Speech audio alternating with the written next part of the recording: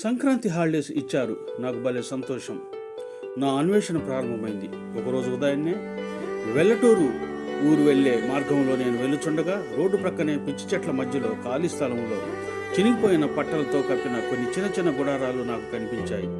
నేను ఆ గుడారాల దగ్గరికి వెళ్ళి చూడగా ఆ విపరీతమైన చలిలో కప్పునటకు సరైన దుప్పట్లు లేవు. పిల్లలు కొన్ని చినిగిపోయిన బట్టలు చుట్టుకొని నేలపై నిద్రిస్తున్నారు. పాములు, విషకీటకాలు సంచరించే ప్రదేశం.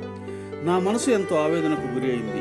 ఆ వ్యక్తులతో నేను మాట్లాడగా కర్నూలు ప్రాంతం నుండి వచ్చిన బుడగజంగాల సామాజిక వర్గానికి చెందిన వారమని, ప్లాస్టిక్ వస్తువులు అమ్ముకొని జీవిస్తామని తెలిపారు.